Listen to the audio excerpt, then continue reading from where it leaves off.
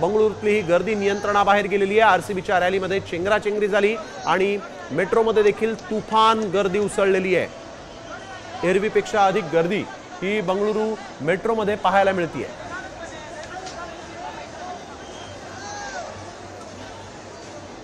काल आरसीबीने मोठा विजय मिळवला आयपीएल मध्ये आणि त्यानंतर आपण बघतोय बंगळुरूच्या मेट्रोमध्ये ही गर्दी उसळली होती।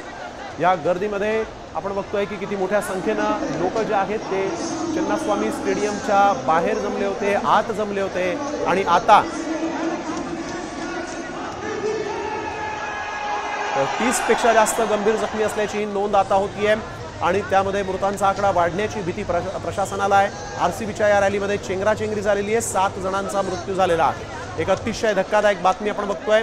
आरसीबीच्या रॅलीमध्ये एम चिन्नास्वामी स्टेडियमच्या बाहेर ही दुर्घटना घडलेली आहे आणि एम चिन्नास्वामी स्टेडियमच्या बाहेर मोठ्या संख्येने हजारो लोक जमले होते आणि या लोकांचं योग्य नियोजन करण्यामध्ये, या लोकांना योग्य पद्धतीने बाहेर काढण्यामध्ये पोलीस प्रशासनाला पुरतं अपयश आलेलं आहे।